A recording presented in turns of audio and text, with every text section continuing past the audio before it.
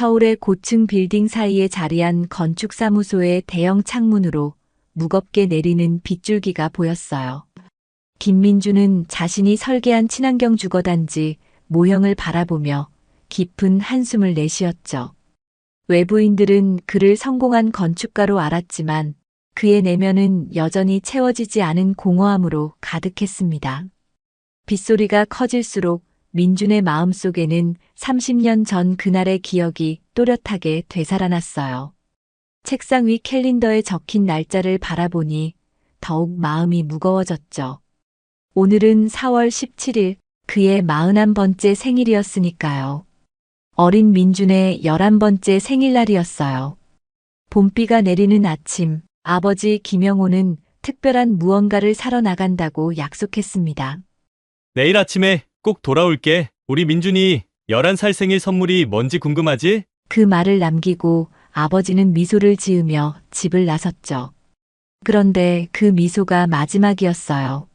아버지는 그날 이후 돌아오지 않았고 민준의 생일은 축하가 아닌 기다림과 실망으로 채워졌습니다.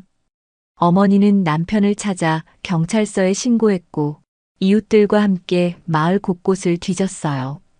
하지만 김영호는 흔적도 없이 사라졌죠. 소문은 빠르게 퍼졌습니다. 아버지가 큰 빚을 지고 도망쳤다는 소문, 다른 여자와 함께 떠났다는 소문, 심지어 사고를 당했다는 소문까지. 어린 민준의 귀에도 그런 이야기들이 들려왔어요. 밤마다 어머니가 혼자 울던 소리도 들렸죠. 처음에는 아버지가 곧 돌아올 거라고 믿었지만 날이 갈수록 그 믿음은 점점 희미해졌습니다. 어머니는 창가에 앉아 남편을 기다리는 버릇이 생겼어요. 비가 오는 날이면 더 오래 창가에 앉아 있었죠. 비가 오는데 우산을 안 가져갔을 텐데. 어머니의 중얼거림은 민준의 가슴을 더욱 아프게 했습니다. 시간이 흘러도 어머니의 그 습관은 변하지 않았어요. 완주에서의 생활이 힘들어지자 모자는 서울로 이사했지만 어머니는 새 집에서도 여전히 창가에 서서 먼 곳을 바라보곤 했죠. 민주는 어머니의 그런 모습을 보며 점점 아버지에 대한 분노를 키워갔어요. 청소년기에 접어들면서 그 분노는 더 커졌습니다.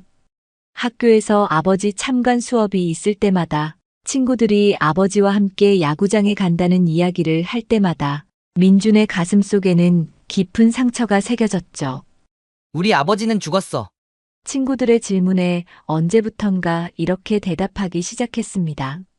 마음속으로는 죽은 것보다 더 나쁜 사람이라고 생각했어요. 대학에 진학해 건축을 공부하면서도 그 상처는 치유되지 않았죠. 오히려 성공에 대한 갈망으로 변했습니다. 아버지에게 내가 얼마나 잘 살고 있는지 보여주겠다는 일종의 복수심 같은 것이었어요. 그렇게 민주는 자신의 상처를 성공이라는 겉옷으로 감추며 살아왔습니다. 성실함과 재능으로 유명 건축사무소의 대표가 되었지만 그의 설계도에는 언제나 채워지지 않는 빈 공간이 있었죠. 3년 전 어머니는 오랜 투병 끝에 세상을 떠났어요. 병상에 누운 어머니는 마지막 순간까지 창밖을 바라보았죠. 민준아, 어머니의 목소리는 바람처럼 가늘었습니다. 너의 아버지를 찾아보렴. 그 사람에게도 사정이 있었을 거야. 민주는 어머니의 손을 꼭 잡았지만 마음속으로는 그 말을 무시했어요. 어떤 사정이 있었길래 30년 동안 한 번도 연락하지 않았을까? 하지만 어머니의 마지막 바람이었기에 속으로만 생각했죠. 그렇게 3년이 더 흘렀고 오늘도 민주는 빗소리를 들으며 과거의 기억 속에 빠져 있었어요. 사무실 문이 열리고 비서가 들어왔습니다. 대표님, 뉴스 보셨어요? 전북 완주에 사상 최악의 폭우가 내려서 마을 전체가 고립했대요. 민주는 무심코 TV 화면을 바라봤어요. 아나운서의 목소리가 귓가에 맴돌았죠. 전북 완주군 일대에 사상 최악의 폭우가 쏟아져 주민 3천여 명이 고립된 상태입니다. 저수지 범람 위험도 있어 추가 피해가 우려되고 있습니다. 화면에는 물에 잠긴 마을의 모습이 비춰졌어요. 그 중에서도 익숙한 풍경이 눈에 들어왔습니다. 물속에 반쯤 잠긴 커다란 느티나무. 민준의 가슴이 갑자기 쿵쾅거리기 시작했어요. 그곳은 분명 민준이 태어난 마을이었죠. 어릴 적 아버지와 함께 그네를 매달았던 바로 그 느티나무였습니다. 대표님, 괜찮으세요? 비서의 목소리에 민준은 정신을 차렸어요. 재난구 봉사자 모집한다고 했지? 내가 가볼게. 비서는 놀란 표정을 감추지 못했죠. 네. 하지만 내일 중요한 프레젠테이션이 민준은 이미 자켓을 집어들며 말했어요. 프레젠테이션은 박 이사에게 맡겨. 내가 꼭 가봐야 할 곳이야. 창밖의 빗소리가 점점 커져갔습니다. 마치 30년 전 그날처럼. 폭우는 서울에서 완주로 향하는 내내 민준의 차를 따라왔어요. 와이퍼가 빗물을 쓸어내는 소리가 마치 시계 초침처럼 규칙적으로 들렸죠. 3시간의 운전 끝에 완주군 재난안전대책본부에 도착했습니다. 민준은 재난봉사단 등록을 마치고 구호물자가 가득 실린 트럭에 올랐어요. 앞으로 며칠간 이곳에서 봉사활동을 하며 고향 마을을 돌아볼 생각이었죠. 건축하셨다고요? 다행이네요. 침수된 가옥 안전진단도 필요한 상황이거든요. 재난본부 직원의 말에 민준은 고개를 끄덕였어요. 민준의 전문성이 도움이 될 수 있다는 생각에 기분이 나아졌습니다. 하지만 마음 한구석에서는 여전히 설명할 수 없는 불안감이 자리하고 있었죠. 왜 하필 지금 이곳에 오게 된 걸까? 트럭이 물에 잠긴 도로를 따라 천천히 나아갔어요. 창밖으로 보이는 풍경은 30년 전 민준의 기억 속 마을과 많이 달랐습니다. 새로운 건물들이 들어서 있었고 도로도 넓어져 있었죠.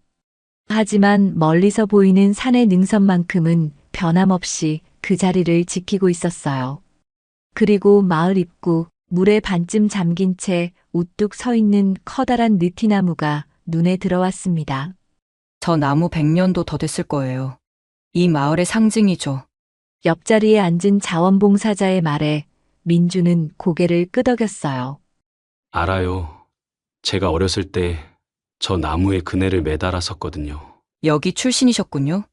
자원봉사자의 눈이 커졌죠. 민주는 창밖을 바라보며 대답했어요. 30년 전에 떠났어요. 그 후로는 한 번도 돌아오지 않았죠. 트럭이 마을회관 앞에 멈춰 섰습니다. 이곳이 현재 마을 주민들의 대피소로 사용되고 있었어요. 민주는 다른 봉사자들과 함께 구호물자를 내리기 시작했죠.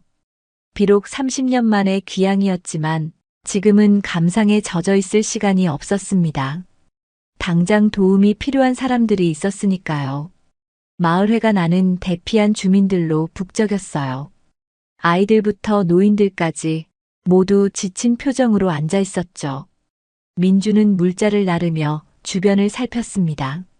어쩌면 어린 시절 친구들이나 이웃들을 만날 수도 있을 것 같았어요. 하지만 낯익은 얼굴은 보이지 않았죠. 여기 수건과 담요 더 필요합니다. 누군가 외쳤어요. 민주는 담요 상자를 들고 소리가 들려온 방향으로 향했습니다. 방 안쪽에서는 마을 주민들이 모여 무언가를 논의하고 있었어요. 그중 한 노인이 지도를 펼쳐놓고 지점들을 가리키고 있었죠.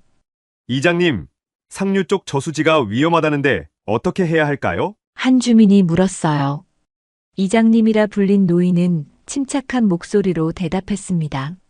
군청에서 기술자들이 오기로 했어. 우리는 일단 독거노인분들 대피에 집중하자. 민주는 담요 상자를 내려놓으며 그 노인의 뒷모습을 바라봤어요.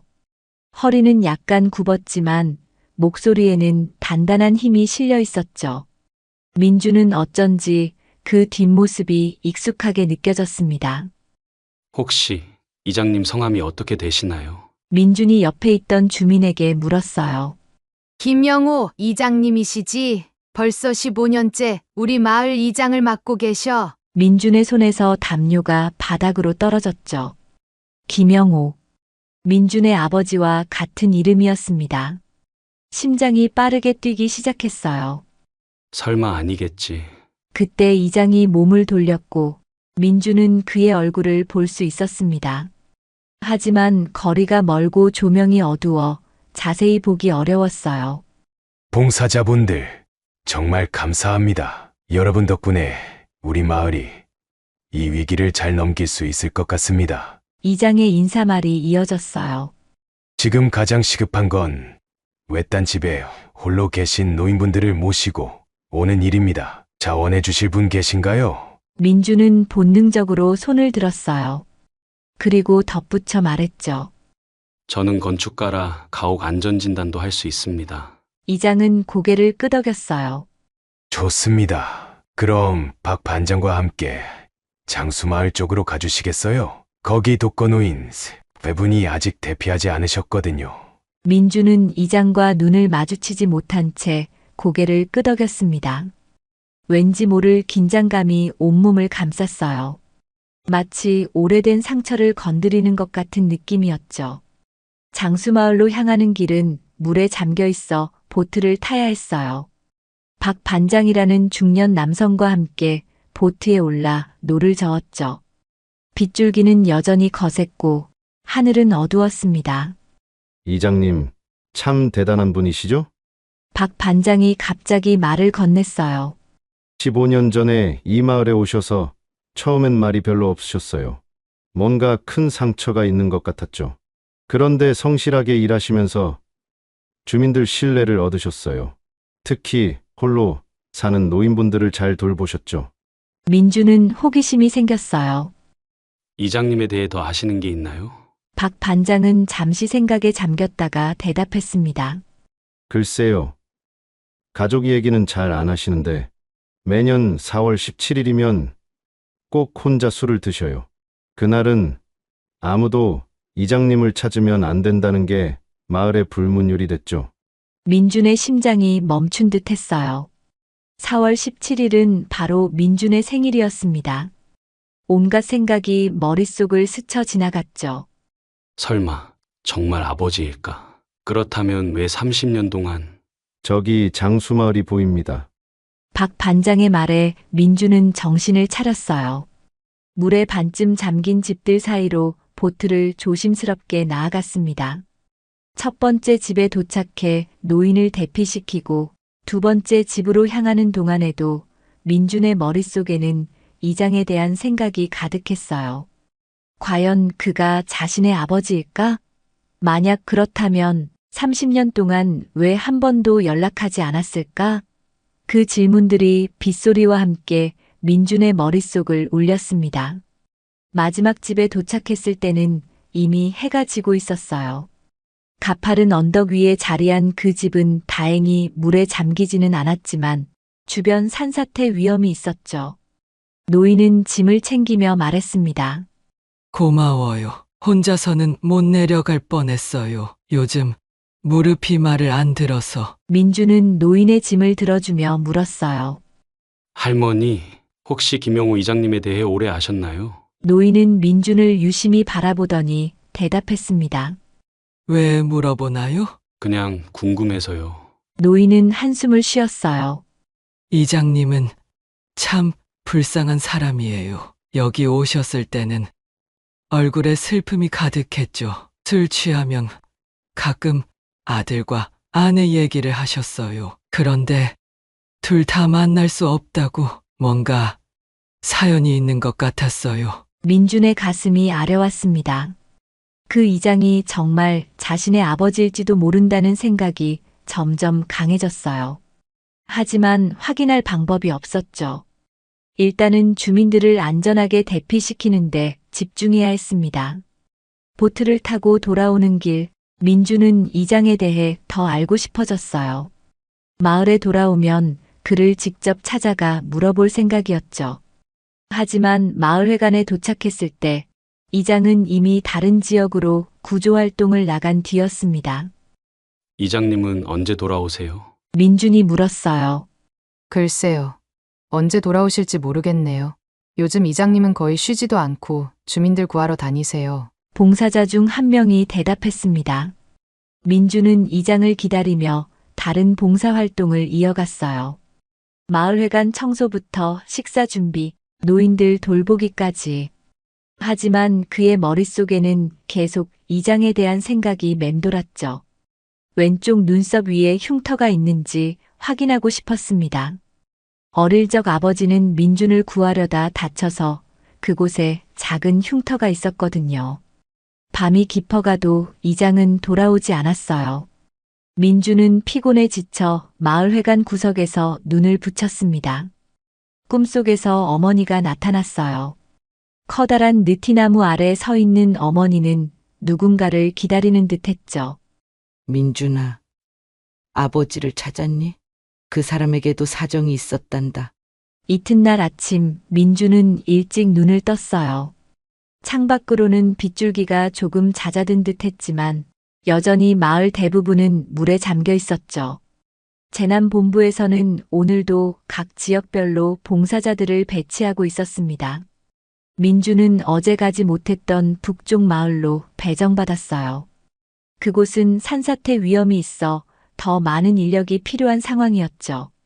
아침 식사를 마치고 트럭에 오르려는 순간 민준은 마을회관 앞에 모여있는 사람들을 발견했어요. 그 가운데에는 어제 보았던 이장이 있었습니다.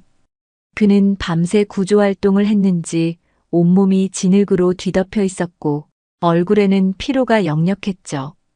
하지만 주민들을 안심시키는 그의 목소리만큼은 여전히 힘이 있었어요. 민준은 천천히 그 무리에 다가갔습니다. 이제 햇빛이 비치는 아침이니 이장의 얼굴을 더 잘 볼 수 있을 것 같았어요.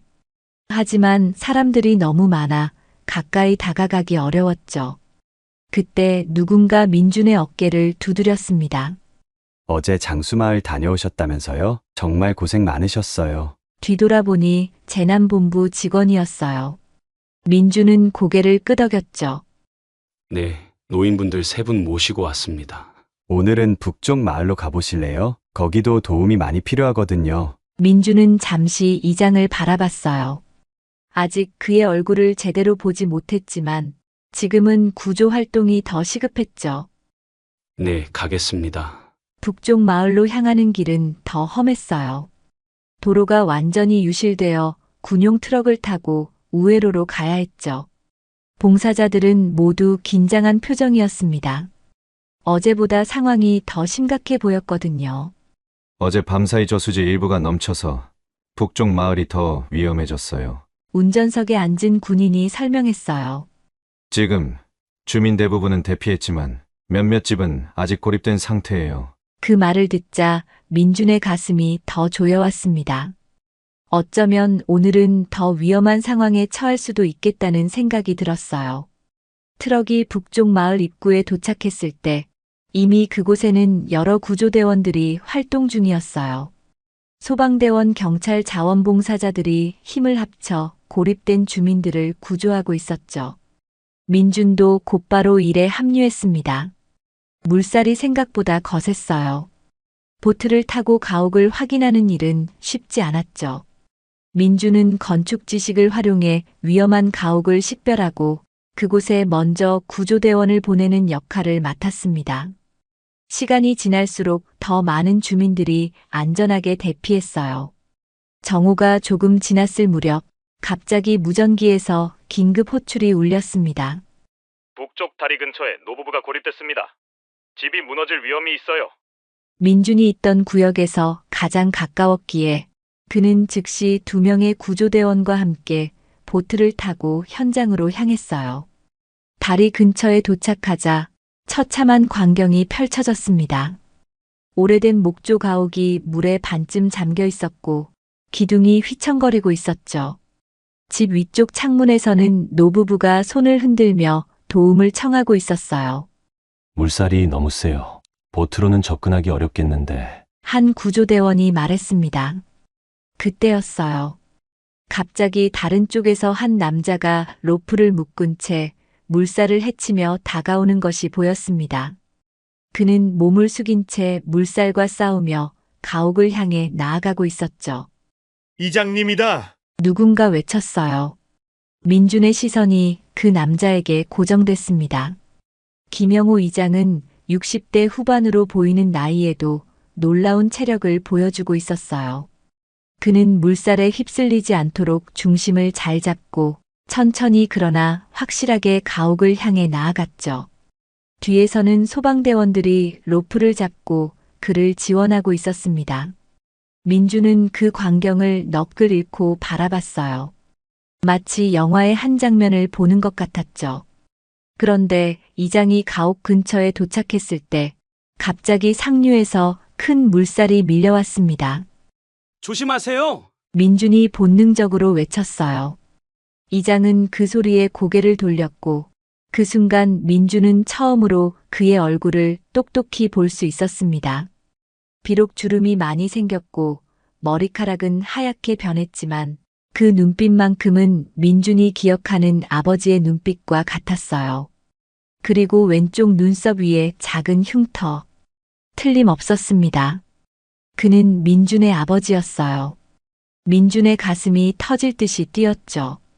30년 동안 그렇게 찾고 싶었으면서도 원망했던 사람, 그렇게 그리워했으면서도 미워했던 사람이 바로 눈앞에 있었습니다. 하지만 이장은 민준을 알아보지 못한 채 다시 노부부를 구하는 데 집중했어요. 큰 물살을 피해 가옥에 도착한 그는 노부부에게 안전장비를 착용시키고 소방대원들과 함께 그들을 안전하게 물 밖으로 이끌었죠. 구조가 완료되고 모두가 안전한 곳으로 대피한 후 민준은 이장에게 다가가고 싶었어요. 하지만 무슨 말을 해야 할지, 어떻게 자신을 소개해야 할지 혼란스러웠습니다. 30년 동안 쌓아온 원망과 분노가 여전히 가슴속에 남아 있었지만 동시에 아버지가 노부부를 구하기 위해 자신의 목숨을 걸었던 모습에 존경심도 느꼈죠. 저기 이장님. 민준이 입을 열려는 순간 또다시 무전기에서 긴급 호출이 울렸어요. 서쪽 지역에 산사태 발생. 주택 세 채가 매몰됐습니다. 모든 가용 인력 출동 요망.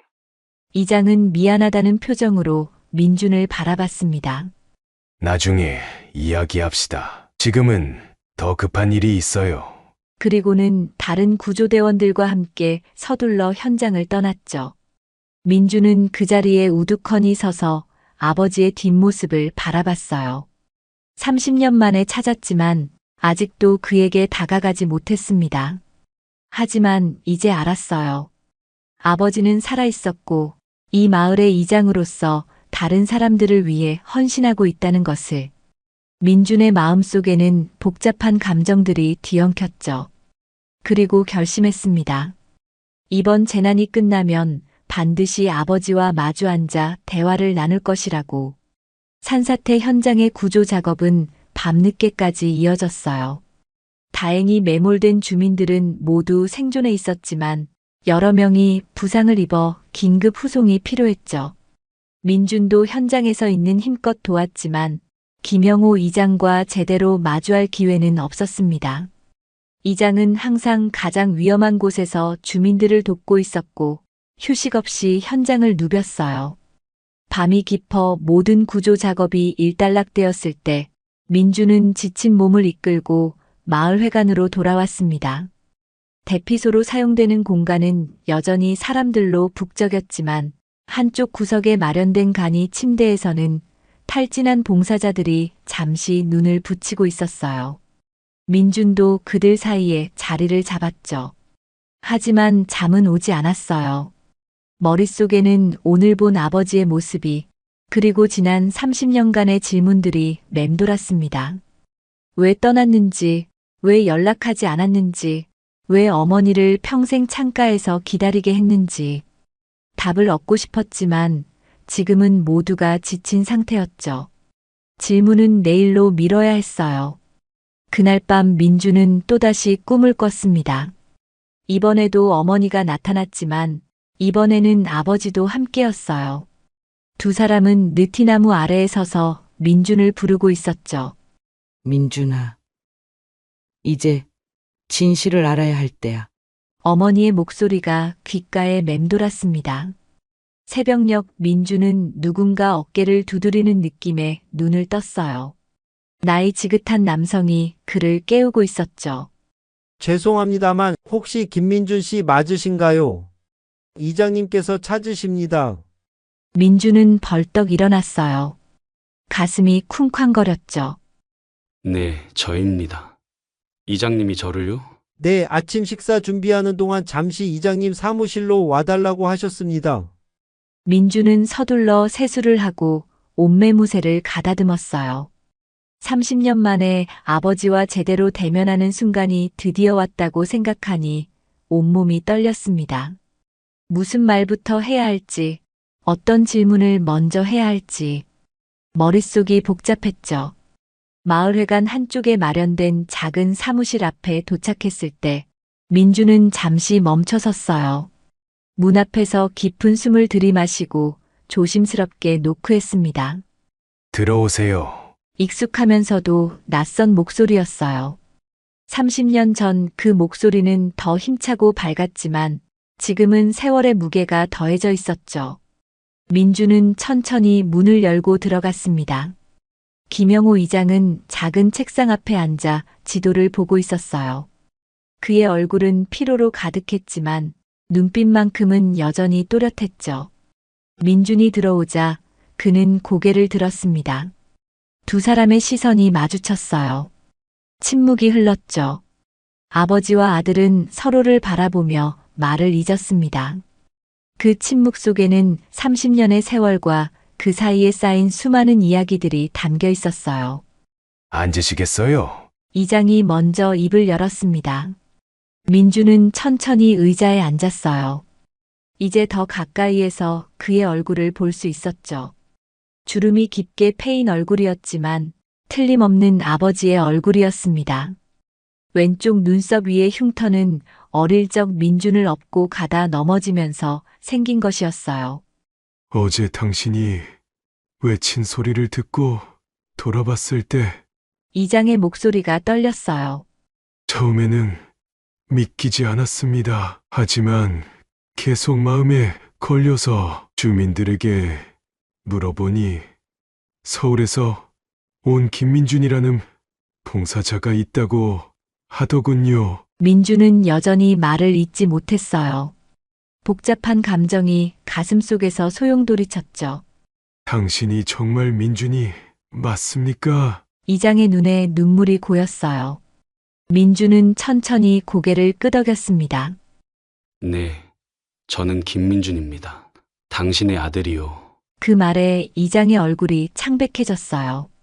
그는 의자에서 일어나려다 비틀거렸고 민준이 급히 다가가 그를 부축했습니다. 그 순간 30년 만에 아버지와 아들이 처음으로 서로를 접촉했어요. 이장의 몸이 떨리는 것이 느껴졌죠. 앉으세요. 아버, 이장님. 민준이 그를 부축해 다시 의자에 앉혔어요. 이장님이라 역시 날 아버지라고 부르기 어렵겠지. 이장은 쓴웃음을 지었습니다. 당연한 일이지. 30년 동안 연락 한 번 없었으니. 침묵이 다시 찾아왔어요. 창밖에서는 빗소리가 들렸고 멀리서 구조 활동을 위한 스피커 소리도 들려왔습니다. 재난 상황은 계속되고 있었지만 이 작은 사무실 안에는 시간이 멈춘 듯한 기분이 감돌았죠. 왜 그렇게 갑자기 사라지셨나요? 민준이 마침내 입을 열었어요. 그 질문은 30년 동안 그의 가슴 속에 자리 잡고 있었죠. 이장은 깊은 한숨을 내쉬었습니다. 그날 너의 생일이었지. 야구 글러브를 사주려고 나갔었어. 민준의 눈에 눈물이 고였어요. 어린 시절 그토록 야구 글러브를 갖고 싶어 했던 기억이 새록새록 떠올랐죠.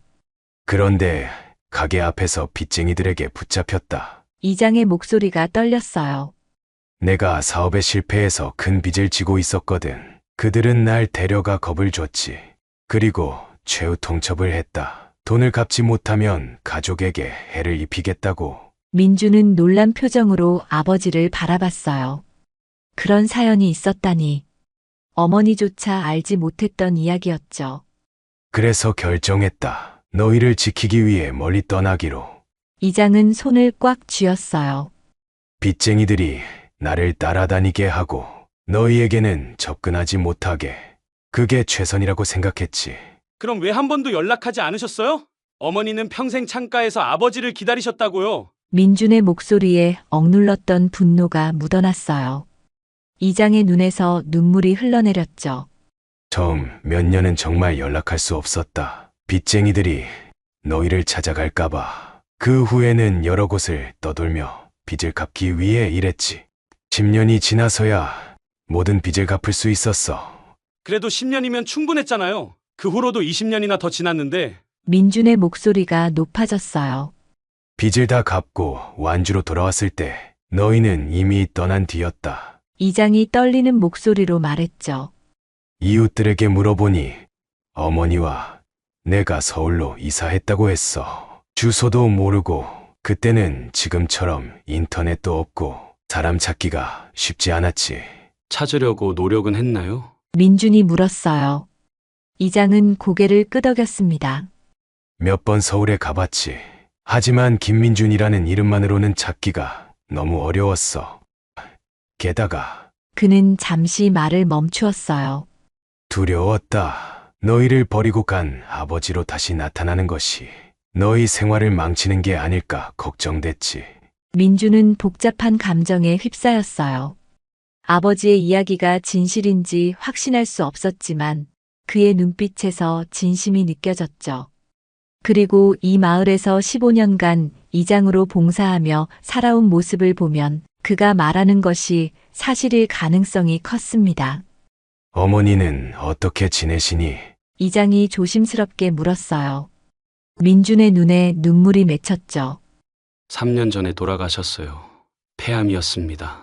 이장의 얼굴이 창백해졌어요. 그는 의자에 깊이 몸을 묻으며 신음소리를 냈죠. 그렇구나. 내가 너무 늦었구나. 돌아가시기 전 어머니의 마지막 말씀이 민준의 목소리가 떨렸어요. 아버지를 찾아보라는 거였어요. 그 사람에게도 사정이 있었을 거라고. 이장의 어깨가 격렬하게 떨렸어요. 그는 얼굴을 손으로 가린 채 흐느꼈죠. 미안하다. 정말 미안하다. 너희 어머니를, 나를 용서해 줄 수 있겠니? 민준은 무슨 말을 해야 할지 몰랐어요. 30년 동안 상상했던 재회의 순간은 이렇지 않았죠. 분노와 원망을 쏟아낼 거라고 생각했는데 지금 눈앞에 있는 건 자신의 나이보다 훨씬 늙어 보이는 슬픔에 잠긴 한 노인이었습니다. 꿈을 꿨어요. 민준이 조용히 말했어요. 어머니가 느티나무 아래 서 계셨고 아버지를 용서하라고 하셨어요. 이장은 놀란 눈으로 민준을 바라봤습니다. 나도 같은 꿈을 꿨다. 느티나무 아래서 너희 어머니가. 두 사람은 서로를 바라보며 전율했어요. 우연일까? 아니면 어떤 신비한 연결이 있는 것일까? 그 질문에 답할 시간은 없었죠. 밖에서 급한 발소리가 들렸고 문이 갑자기 열렸습니다. 이장님, 큰일 났습니다. 상류 저수지 2개의 균열이 생겼대요. 범람 위험이 있습니다. 이장은 즉시 자세를 바로 했어요. 아무리 개인적인 일이 있더라도 지금은 마을 주민들의 안전이 우선이었죠. 곧 가겠네. 대피 준비를 시작하게. 직원이 나가자 이장은 민준을 바라봤어요. 이야기를 마저 해야 하는데 지금은. 알아요. 민준이 말했죠. 주민들이 먼저예요. 저도 돕겠습니다. 이장은 고마운 표정으로 고개를 끄덕였어요. 아버지와 아들은 함께 사무실을 나섰습니다. 밖에서는 비상 사이렌이 울리고 있었죠. 30년의 세월을 뛰어넘는 화해의 순간은 아직 완전히 오지 않았지만 첫걸음은 내딛었어요. 그리고 지금은 함께 이 위기를 극복하는 것이 더 중요했습니다. 이장의 지시에 따라 마을 전체에 대피령이 내려졌어요. 상류 저수지 2개 생긴 균열이 점점 커지고 있었고 수압을 견디지 못하면 마을 전체가 물에 잠길 위험이 있었죠. 주민들은 신속하게 높은 지대로 이동했고 구호물자도 안전한 장소로 옮겨졌습니다. 민주는 아버지 옆에서 주민 대피를 도왔어요. 두 사람 사이에는 아직 많은 이야기가 오가지 않았지만 함께 일하는 과정에서 서로에 대한 이해가 조금씩 깊어졌죠. 민주는 아버지가 얼마나 마을 사람들의 신뢰를 받고 있는지, 그리고 얼마나 헌신적으로 일하는지를 직접 목격할 수 있었습니다. 대피 작업이 거의 끝나갈 무렵, 이장이 민준에게 다가왔어요. 주민 대부분은 안전하게 대피했네. 하지만 아직 한 가지 문제가 남았어. 무슨 일인가요? 민준이 물었죠. 저수지 둑을 직접 확인해봐야 해. 이장의 표정은 진지했어요. 기술자들이 오고 있지만 지금 상황이 얼마나 심각한지 알아야 대응 계획을 세울 수 있거든. 민준의 눈이 커졌어요. 그건 너무 위험하지 않나요? 둑이 무너지면. 그래서 내가 혼자 가려고 했네. 이장이 말했죠. 하지만 너가 건축가라면 함께 가주겠나? 너의 전문 지식이 도움이 될 것 같아. 민준은 잠시 망설였어요. 위험한 임무였지만 아버지를 혼자 보낼 수는 없었죠. 함께 가겠습니다. 두 사람은 필요한 장비를 챙기고 지프차를 타고 상류로 향했어요. 도로 대부분이 물에 잠겨 있어 우회로를 이용해야 했죠. 빗줄기는 여전히 거셌고 하늘은 어두웠습니다. 가는 내내 두 사람은 침묵을 지켰어요. 너무 많은 이야기를 나눠야 했지만 지금은 눈앞의 위기를 해결하는 것이 더 중요했죠. 저수지에 도착했을 때 상황은 생각보다 심각했어요. 둑 일부가 이미 무너져 내리기 시작했고 물이 새어나오고 있었죠. 민주는 전문가적 시선으로 상황을 분석했습니다. 긴급 보강 작업이 필요해요. 균열이 더 커지면 둑 전체가 무너질 수 있어요. 이장은 고개를 끄덕였어요. 군에서 모래주머니를 보내기로 했어. 하지만 지금 당장은 우리가 할 수 있는 일을 해야 해. 두 사람은 주변에서 구할 수 있는 자재들을 모아 임시 보강 작업을 시작했어요. 빗속에서 작업하는 것은 쉽지 않았지만 아버지와 아들은 묵묵히 힘을 합쳤죠. 작업 중에 이장이 문득 말을 걸었습니다. 너가 건축가가 됐구나. 어렸을 때부터 블록 쌓기를 좋아했었지. 민주는 잠시 손을 멈추고 아버지를 바라봤어요. 기억하고 계셨네요. 모든 걸 기억하고 있단다. 이장의 목소리가 떨렸어요. 너가 처음 걸음마를 배웠을 때, 첫 글자를 썼을 때, 그리고 내가 떠난 그날까지. 민주는 다시 작업을 이어갔지만 마음속에는 감정의 파도가 일었어요. 아버지가 그토록 자신을 기억하고 있었다는 사실이 믿기지 않았죠. 어머니는 마지막까지 어땠니? 이장이 조심스럽게 물었어요. 민주는 잠시 망설이다 대답했죠. 강한 분이셨어요. 혼자서 저를 키우시느라 정말 고생하셨지만 한 번도 불평하지 않으셨어요. 그렇겠지. 너희 어머니는 늘 강인했으니까. 이장의 눈에 눈물이 고였어요. 하지만 항상 창가에서 아버지를 기다리셨어요. 민준의 목소리가 떨렸죠. 비가 오는 날이면 더 오래 창가에 앉아 계셨고요. 이장의 손이 멈췄어요. 그는 멍한 표정으로 먼 산을 바라봤죠. 내가 정말 큰 잘못을 했구나. 그때였어요. 갑자기 둑 위쪽에서 큰 소리가 났고 균열이 급격히 확장되기 시작했습니다. 물러서! 이장이 민준을 밀치며 소리쳤어요. 두 사람은 급히 안전한 거리로 물러섰죠. 다행히 둑 전체가 무너지지는 않았지만 상황은 점점 위험해지고 있었습니다. 이대로는 안 되겠어. 무전으로 상황을 알리고 모래주머니를 최대한 빨리 보내달라고 요청해야 해. 이장이 말했어요. 하지만 무전기가 제대로 작동하지 않았죠. 폭우로 인해 신호가 약해진 듯 했습니다. 내가 직접 내려가서 알려야겠어. 이장이 결심한 듯 말했어요. 제가 갈게요. 민준이 자원했죠. 저는 젊으니까 더 빨리 갔다 올 수 있어요. 이장은 고개를 저었어요. 너는 이 지형에 익숙하지 않아. 게다가 비상사태니까.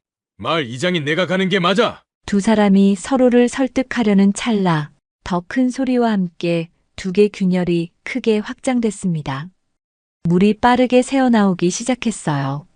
상황이 급박해지자 이장이 결단을 내렸죠. 함께 가자. 두 사람이 빠르게 움직이면 시간을 절약할 수 있을 거야. 민주는 고개를 끄덕였어요. 두 사람은 신속하게 차에 올라 마을로 향했습니다. 하지만 내려오는 길은 올라갈 때보다 훨씬 위험했어요. 폭우로 도로 일부가 유실되어 있었고 작은 산사태가 여기저기서 발생하고 있었죠. 산비탈을 내려오던 중 갑자기 차 앞쪽으로 토사가 쏟아졌어요. 이장은 급브레이크를 밟았지만 미끄러운 도로에서 차는 제동되지 않고 미끄러졌죠.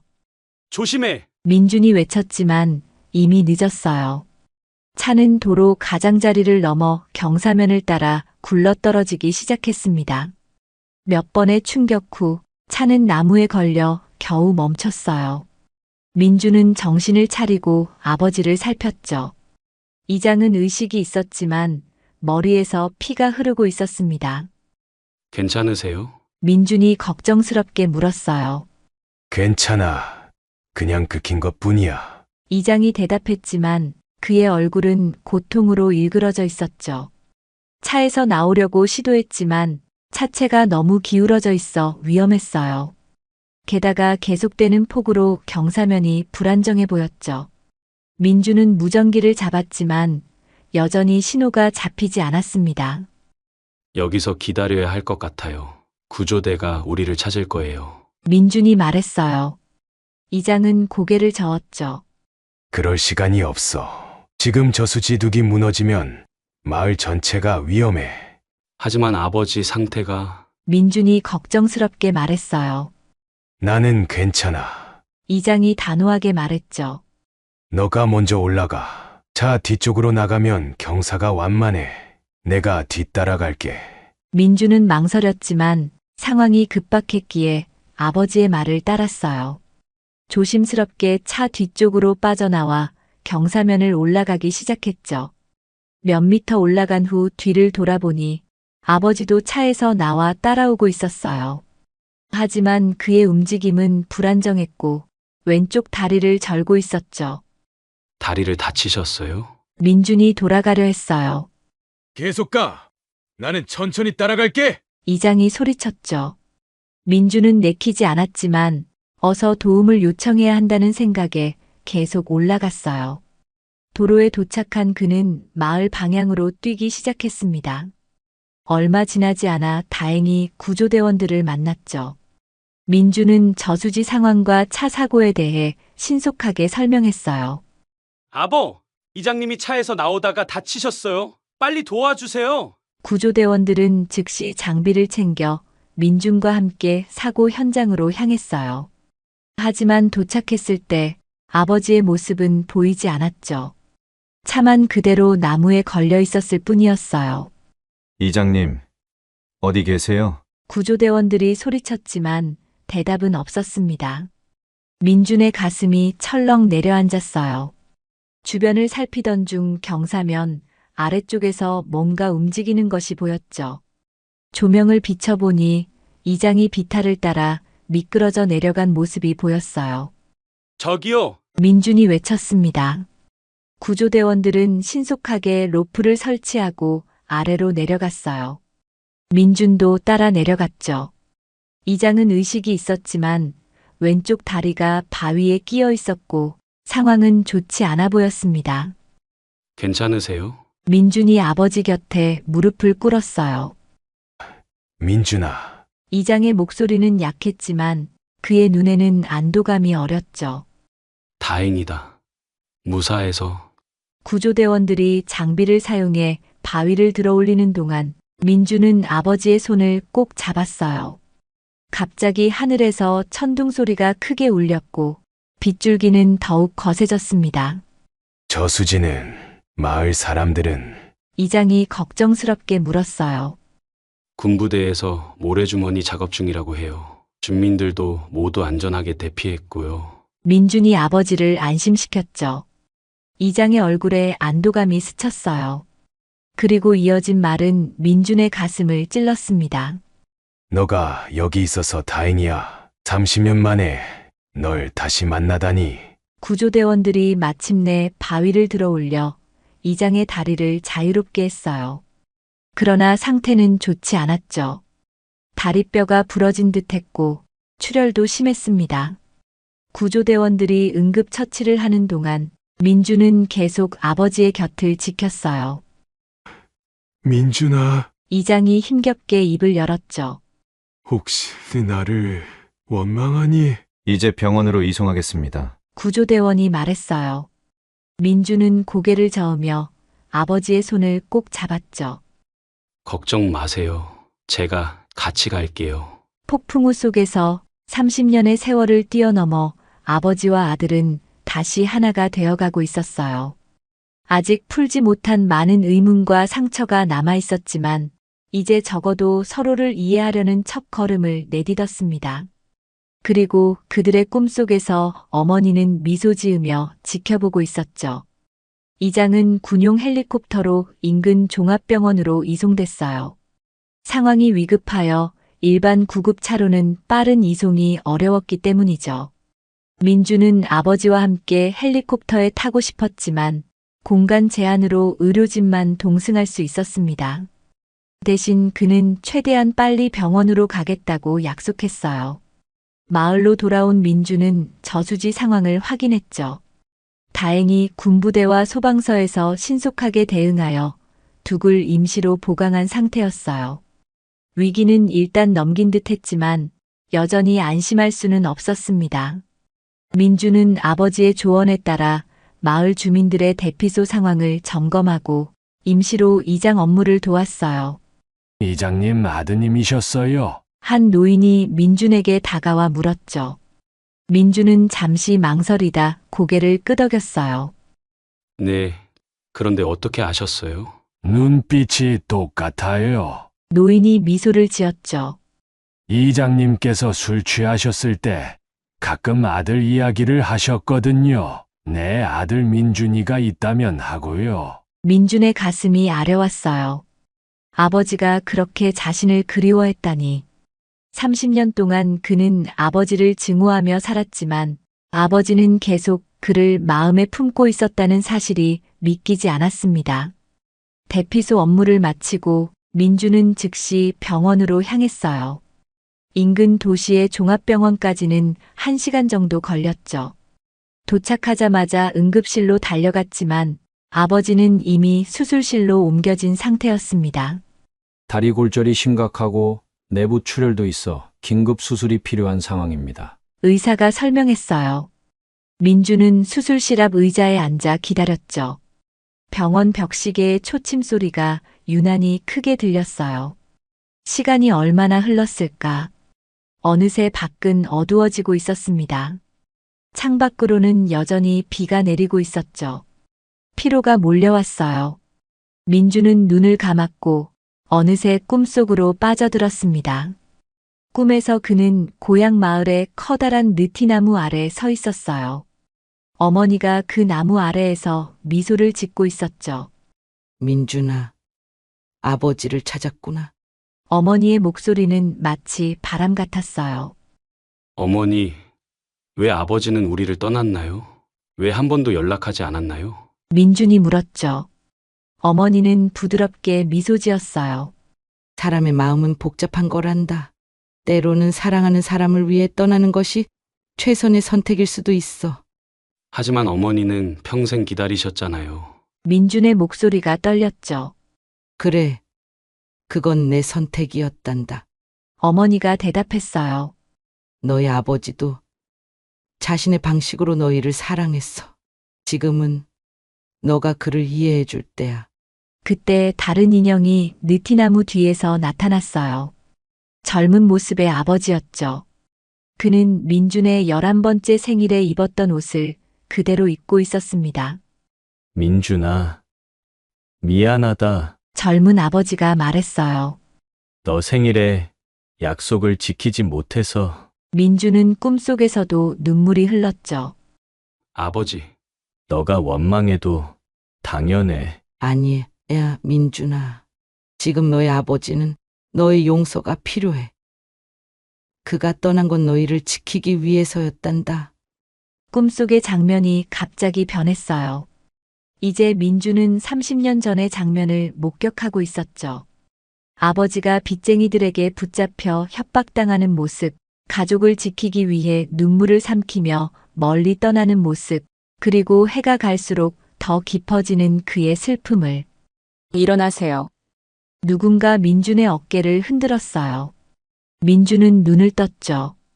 간호사가 그를 깨우고 있었습니다. 수술이 끝났어요. 의사 선생님께서 면담하고 싶어 하세요. 민준은 급히 일어났어요. 꿈이 너무 생생해서 현실과 구분이 잘 되지 않았죠. 하지만 이제 정신을 차려야 했습니다. 의사를 따라 진료실로 들어간 민준은 긴장된 표정으로 아버지의 상태를 물었어요. 다행히 수술은 성공적이었습니다. 의사가 말했죠. 다만 연세가 있으시다 보니 회복에는 시간이 좀 걸릴 것 같아요. 특히 다리 골절이 심각해서 재활 치료가 필요할 겁니다. 민준은 안도의 한숨을 내쉬었어요. 면회할 수 있을까요? 지금은 마취해서 깨어나는 중이라 내일 아침에 가능할 것 같네요. 의사가 대답했죠. 병원 근처 모텔에 묵기로 한 민준은 방에 들어서자마자 피로에 지쳐 침대에 쓰러졌어요. 그날 밤에도 그는 꿈을 꿨습니다. 이번에도 느티나무 아래였지만 이번에는 어머니와 아버지가 함께 손을 잡고 서 있었죠. 두 사람은 행복한 미소를 지으며 민준을 바라보고 있었어요. 다음 날 아침, 민준은 일찍 일어나 병원으로 향했습니다. 집중치료실에 있는 아버지는 이제 의식이 돌아온 상태였어요. 민준이 병실에 들어서자 아버지는 약하게 미소를 지었죠. 오래 기다렸니? 이장의 목소리는 여전히 약했어요. 민준은 아버지 곁에 앉았죠. 아니요, 전혀요. 어떠세요? 살 것 같다. 이장이 작게 웃었어요. 마을은 어떻게 됐니? 다행히 저수지 2기 보강되어 위기는 넘겼어요. 주민들도 모두 안전하고요. 민준이 대답했죠. 이장은 안도의 표정을 지었어요. 그리고 잠시 침묵 후에 물었습니다. 어제 밤 또 꿈을 꿨니? 민준의 눈이 커졌어요. 네, 어머니와 아버지가 느티나무 아래에 계셨어요. 이장의 눈에 눈물이 고였죠. 나도 똑같은 꿈을 꿨다. 너희 어머니가 우리 셋이 함께 있는 모습을. 두 사람은 서로를 바라보며 말을 잇지 못했어요. 이것은 단순한 우연을 넘어선 무언가였습니다. 마치 어머니의 영혼이 두 사람을 화해시키기 위해 메시지를 보내는 것 같았죠. 민준아. 이장이 떨리는 손을 내밀었어요. 민준은 아버지의 병상 곁에 앉아 그의 이야기에 귀를 기울였어요. 의사들이 아버지의 상태를 살피러 나간 사이 두 사람만의 시간이 주어졌죠. 그동안 쌓인 질문들을 하나씩 풀어갈 기회였습니다. 폭우가 없었다면 우리는 평생 만나지 못했을지도 모르겠네요. 민준이 조용히 말했어요. 아버지는 창밖을 바라보며 고개를 끄덕였습니다.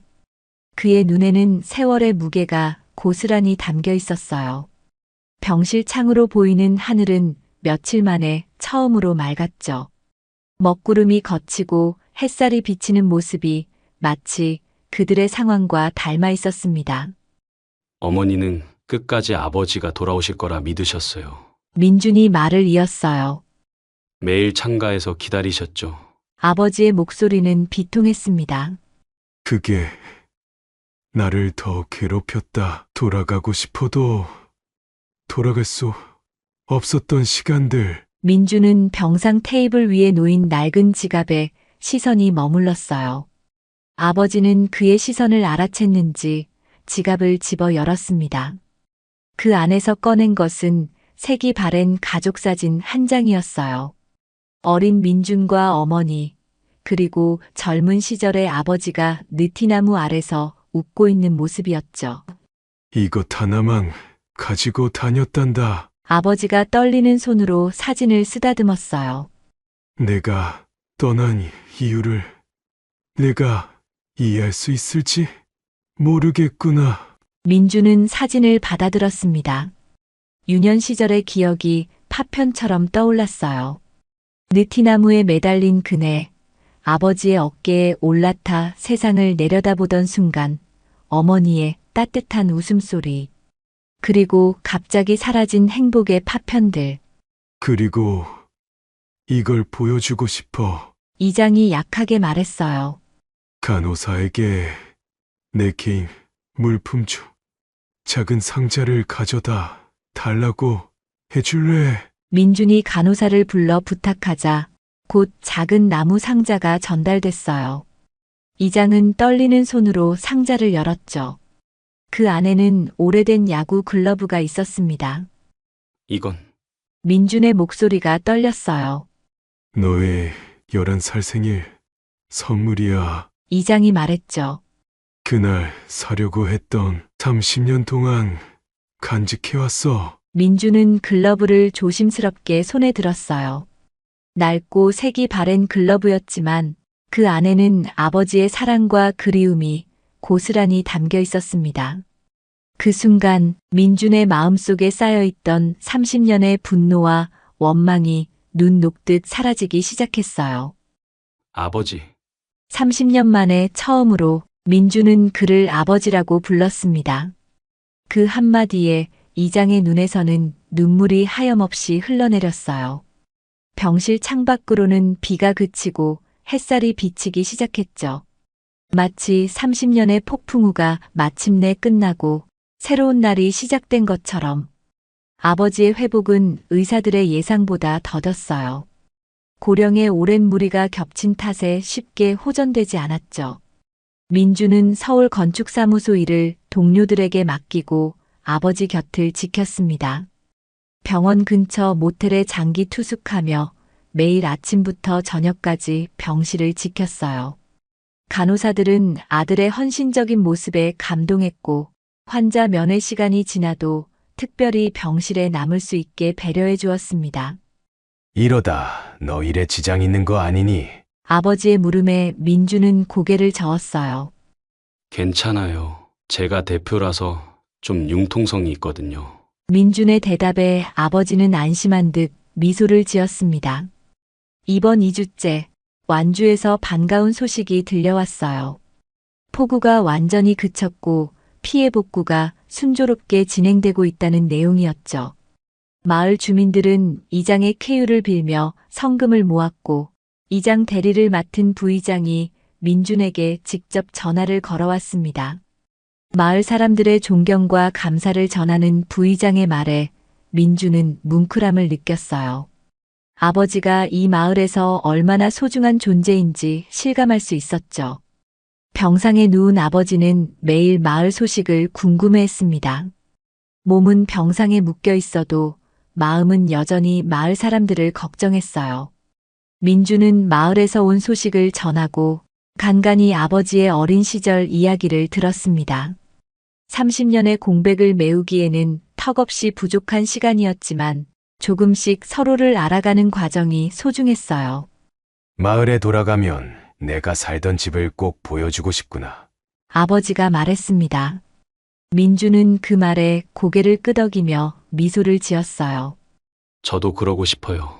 어릴 적 기억이 가물가물해서요. 이번 3주째 되던 날, 민준이 아침 일찍 병실에 도착했을 때 의사가 심각한 표정으로 기다리고 있었습니다. 밤사이 아버지의 상태가 갑자기 악화되었다는 소식이었어요. 내부 출혈이 재발하여 응급수술이 필요한 상황이었죠. 민주는 수술 동의서에 서명하며 가슴이 철렁 내려앉는 느낌을 받았습니다. 겨우 찾은 아버지를 다시 잃게 될지도 모른다는 두려움이 엄습했어요. 수술은 6시간 넘게 진행됐습니다. 민주는 수술실 앞 의자에 앉아 꼼짝도 하지 않고 기다렸어요. 평생 원망했던 사람이었지만 이제는 그 사람이 얼마나 소중한지 깨닫고 있었죠. 어머니의 마지막 부탁이 떠올랐고 꿈에서 본 장면들이 스쳐 지나갔습니다. 민주는 간절히 기도했어요. 그저 아버지가 무사히 이 위기를 넘기고 이제부터라도 함께할 수 있기를 바라면서요. 가족분 되시죠? 의사의 부름에 민주는 벌떡 일어났습니다. 네, 아들입니다. 어떻게 됐나요? 민준의 목소리가 떨렸어요.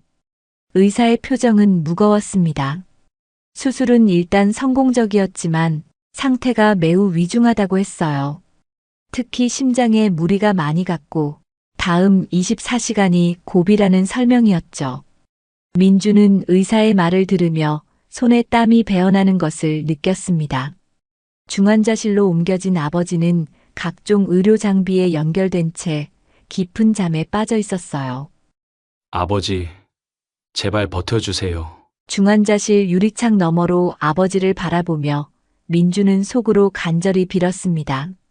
그날 밤 민주는 병원 로비의 소파에서 눈을 붙였어요. 깊은 잠에 들었을 때 또다시 그 꿈이 찾아왔습니다. 느티나무 아래 어머니가 서 있었고 이번에는 젊은 모습의 아버지도 함께 있었어요. 두 사람은 행복하게 웃고 있었지만 어딘지 모르게 작별 인사 같은 느낌이 들었죠. 어머니가 민준에게 손을 내밀었고 민준이 그 손을 잡으려는 순간 눈을 떴습니다. 이상한 예감에 번뜩 일어난 민준은 곧바로 중환자실로 달려갔어요. 중환자실 앞에 도착했을 때 이미 의료진들이 분주하게 움직이고 있었습니다. 아버지의 심장이 멈춘 것이었어요. 의사들은 심폐소생술을 시행하며 필사적으로 아버지의 생명을 구하고자 했지만 결국 새벽 3시 27분 김영호는 세상을 떠났습니다. 30년 만에 아들을 다시 만나고 겨우 한 달을 함께 보낸 후에요. 민주는 망연자실한 상태로 병원 절차를 밟았습니다. 장례식을 위해 아버지의 시신을 고향 완주로 이송하기로 결정했어요. 아버지가 15년 동안 헌신한 마을에서 마지막 가시는 길을 배웅하는 것이 옳다고 생각했죠. 부의장에게 연락하자 마을 전체가 슬픔에 잠겼습니다. 모든 주민이 장례식에 참석하겠다는 뜻을 전해왔어요. 아버지의 유품을 정리하던 중 민주는 작은 나무 상자를 발견했습니다. 그 안에는 30년 전 민준의 생일 선물로 준비했던 야구 글러브가 고이 보관되어 있었어요. 시간이 많이 흘러 가죽은 낡고 딱딱해졌지만 그 안에 담긴 아버지의 사랑만큼은 여전히 따뜻했죠. 글러브 아래에는 오래된 편지가 있었습니다. 사랑하는 아들 민준에게라고 쓰여 있었어요. 민준은 떨리는 손으로 편지를 펼쳤습니다. 민준아, 아빠가 너의 곁을 떠나야 한다면 이유가 무엇이든 언젠가는 이해해 주길 바란다. 아빠는 항상 너를 사랑한다. 꼭 행복하게 살아다오. 단순하고 짧은 글이었지만 그 안에는 아버지의 모든 마음이 담겨 있었어요. 민준의 눈에서는 뜨거운 눈물이 흘러내렸습니다. 30년 동안 품었던 원망과 분노가 눈 녹듯 사라지고 이제는 깊은 이해와 용서만이 남았어요.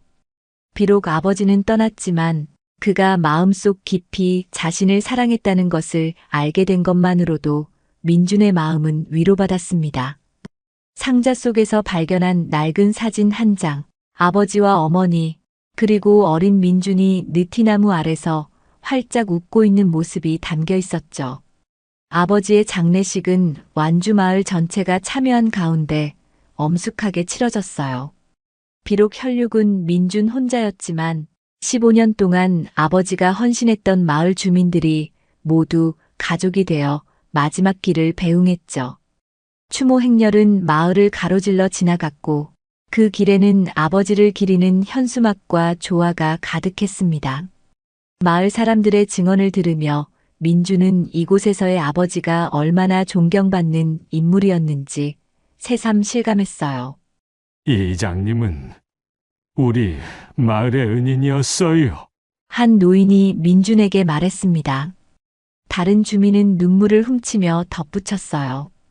폭우가 올 때마다 제일 먼저 위험한 곳으로 달려가셨죠. 장례를 마친 후 민주는 아버지가 살던 집을 정리하기로 했습니다. 아버지의 집은 마을 외곽의 조용한 언덕 위에 자리한 작은 한옥이었어요. 소박하지만 아늑한 공간이었죠. 거실 벽에는 민준과 어머니의 오래된 사진이 걸려 있었고 책상 서랍에는 민준의 어린 시절 그림과 편지들이 고이 보관되어 있었습니다. 아버지는 떠난 가족을 한시도 잊지 않고 마음에 품고 살아왔던 거예요. 특히 눈에 띈 것은 달력이었습니다. 매년 4월 17일 민준의 생일에는 빨간 동그라미가 쳐져 있었어요. 그날만큼은 절대 마을 일정을 잡지 않았다는 부의장의 설명이 덧붙여졌죠. 아버지는 30년 동안 한 번도 빼놓지 않고 아들의 생일을 기억하고 있었던 것입니다. 민주는 그 달력들을 보며 가슴이 저며오는 아픔을 느꼈어요. 아버지의 서재에서는 더 놀라운 발견이 이어졌습니다. 민준이 신문이나 잡지에 실린 기사, 수상 소식 등이 모두 스크랩되어 있었어요. 심지어 민준의 건축사무소 홈페이지를 프린트해 둔 것까지 있었죠. 아버지는 멀리서나마 아들의 성장과 성공을 지켜보고 있었던 것입니다. 그런 노력과 정성에 민준은 북받치는 감정을 주체할 수 없었어요. 아버지. 민준은 아버지의 방에 앉아 작은 목소리로 불렀습니다. 집 정리를 거의 마쳤을 때 부의장이 찾아왔어요. 그는 민준에게 봉투 하나를 건넸습니다. 아버지가 만약의 사태를 대비해 남겨둔 유언장이었죠. 봉투 안에는 집 증서와 함께 짧은 편지가 들어 있었어요. 사랑하는 아들 민준에게 우리가 다시 만날 수 있게 해준 하늘에 감사한다. 이제 내가 떠나더라도 후회는 없구나. 다만 내가 이곳 마을과 인연을 이어갔으면 하는 바람이 있어. 너의 재능으로 이 마을이 더 아름다워질 수 있을 거야. 민준은 아버지의 마지막 소원을 가슴에 담았습니다. 서울로 돌아가는 길, 마을 입구에 커다란 느티나무를 지나며 그는 차를 세웠어요. 그 나무 아래 서서 30년 전의 기억을 더듬었죠. 아버지와 함께 그네를 타던 순간 어머니가 웃으며 지켜보던 모습. 마치 어제의 일처럼 선명하게 떠올랐습니다. 민주는 조용히 눈을 감고 깊은 숨을 들이마셨어요. 3개월 후 민주는 완주로 돌아왔습니다. 이번에는 혼자가 아니었어요. 그의 건축팀과 함께였죠. 폭우로 피해를 입은 마을을 재건하는 프로젝트를 맡게 된 것입니다. 민주는 아버지의 집을 베이스 캠프 삼아 마을 재건 작업에 몰두했어요. 친환경 자재와 전통 한옥의 미를 살린 설계로 마을은 조금씩 새롭게 태어나고 있었습니다. 이장님이 보시면 정말 좋아하셨을 거예요. 주민들은 민준의 작업을 보며 감탄했어요. 작업이 한창이던 어느 날, 민준은 마을 입구 느티나무 옆에 작은 공원을 조성하기로 결정했습니다. 그곳에는 아버지를 기리는 작은 비석과 쉼터가 마련되었어요. 비석에는 사랑하는 가족을 위해 모든 것을 바친 김영호를 기억하며라는 문구가 새겨졌죠. 공원 준공식 날, 하늘에서는 부드러운 봄비가 내렸습니다. 마치 축복의 의미처럼요. 재건 작업이 마무리될 무렵 민주는 중요한 결정을 내렸어요. 서울의 건축사무소는 유지하되 완주에도 지사를 설립하기로 한 것입니다. 아버지의 집은 그대로 보존하면서 일부를 사무실로 개조했죠. 이제 그는 서울과 완주를 오가며 생활하게 되었습니다. 도시의 현대적 건축과 시골의 전통적 요소를 융합한 그의 설계는 큰 주목을 받기 시작했어요. 1년 후 완주 재건 프로젝트는 대한민국 건축 대상을 수상했습니다. 수상 소감에서 민주는 아버지의 이야기를 세상에 알렸어요. 가족을 지키기 위해 30년을 희생한 한 남자의 이야기, 그리고 폭우가 가져다준 기적 같은 재회에 대해서요. 많은 사람들이 그 이야기에 감동했고 완주 마을은 재회의 마을로 새롭게 알려지게 되었습니다. 매년 4월 17일 민준의 생일이자 아버지를 처음 만난 날에는 마을 축제가 열렸어요.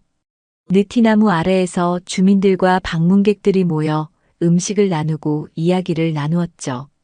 민주는 이날만큼은 반드시 완주에 있었습니다.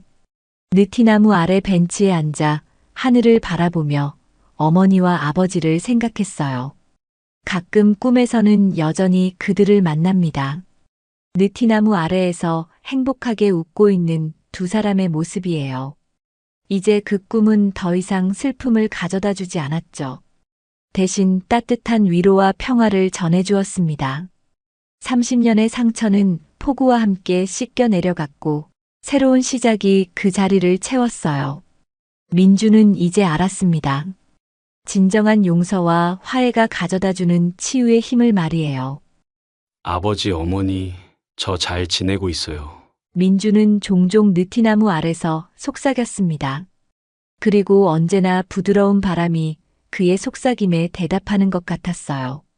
마치 어머니와 아버지가 여전히 그를 지켜보고 있다는 듯이요. 폭우가 가져다준 기적 같은 재회는 끝이 아닌 새로운 시작이었습니다.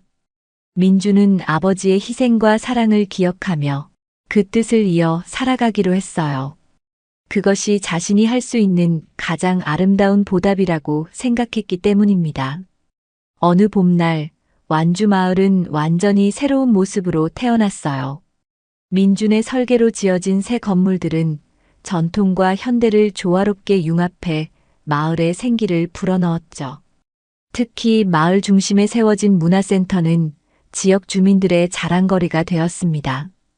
이 건물 입구에는 김영호 기념관이라는 작은 공간이 마련되었어요.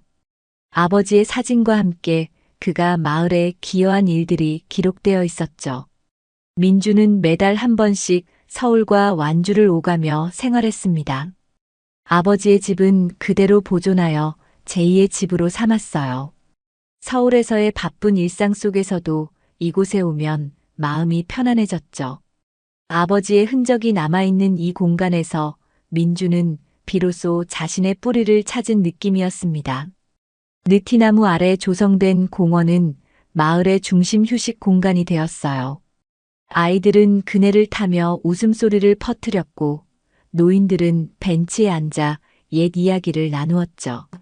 민주는 이곳에서 자신의 어린 시절을 떠올렸습니다. 그리고 아버지와 함께했던 짧지만 소중한 순간들을 생각했어요. 이제는 그 기억들이 아프지 않았죠. 오히려 감사함으로 가득했습니다.